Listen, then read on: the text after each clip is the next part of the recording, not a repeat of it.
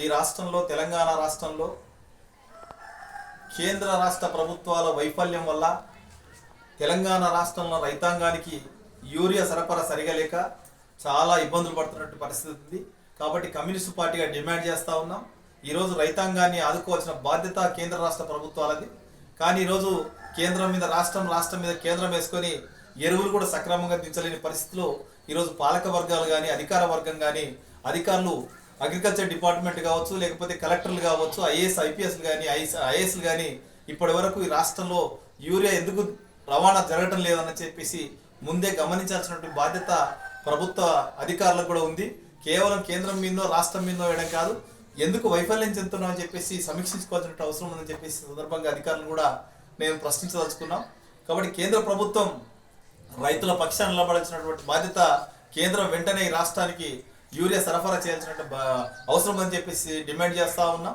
కాబట్టి కేంద్ర రాష్ట్ర ప్రభుత్వాలు రైతులను ఆదుకోవాలని చెప్పేసి కమ్యూనిస్ట్ పార్టీగా డిమాండ్ చేస్తూ, అదే కాకుండా ఈరోజు అతివృష్టి వర్షాలు ఎక్కువ రావడంతో ఇప్పటికే అనేక పంటలు లాస్ అయిపోయినరు, మరి ఇల్లు పడిపోతూ ఉన్నాయి.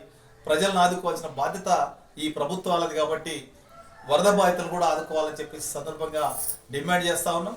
ఇప్పటికీ గ్రామాల్లో రోడ్లు పాడైపోయినాయి, ఇండ్లు పడిపోయినాయి, పేదలంతా కూడా ఇబ్బందులు ఉన్నటువంటి పరిస్థితుల్లో ఈ రాష్ట్రంలో కోట్ల రూపాయలు ప్రభుత్వం ప్రజలు లాస్ అయిపోతే ప్రభుత్వాలు ఆదుకోవాల్సిన బాధ్యత ప్రభుత్వాలకు ఉంది. కాబట్టి తక్షణమే ఈ నిర్ణయం తీసుకోవాలని చెప్పి చెప్పదలుచుకున్నాం.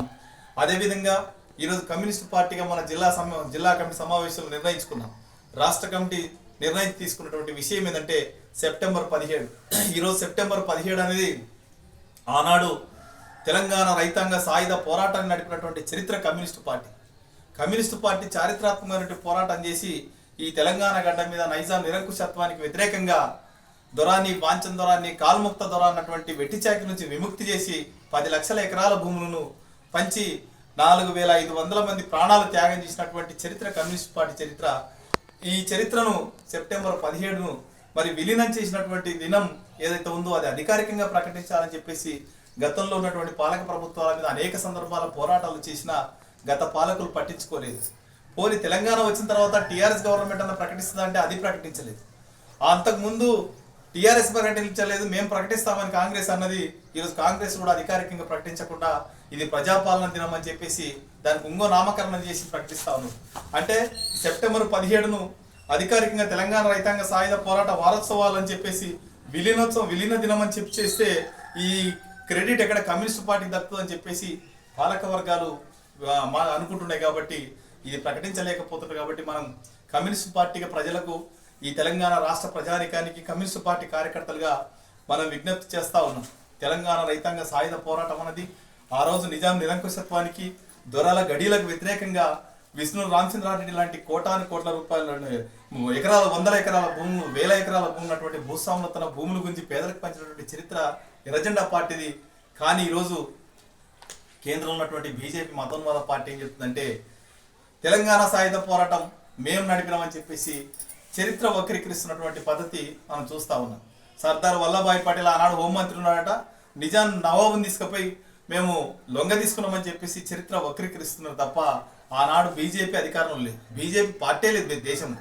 1946లో ఈ దేశంలో బీజేపీ ఎక్కడ పుట్టింది? బీజేపీ పుట్టినటువంటి చరిత్ర ఎక్కడ?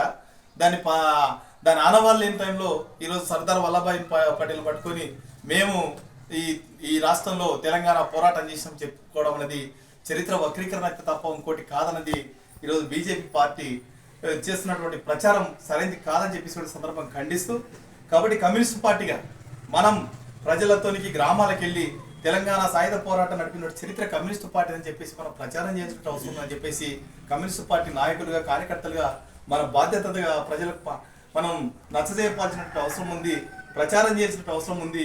సాయుధ రైతాంగ పోరాటం ద్వారానే ఈ తెలంగాణ విముక్తి అయిందని చెప్పేసి మనం చెప్పాల్సిన బాధ్యత మన మీద అందరం మీద ఉందని చెప్పేసి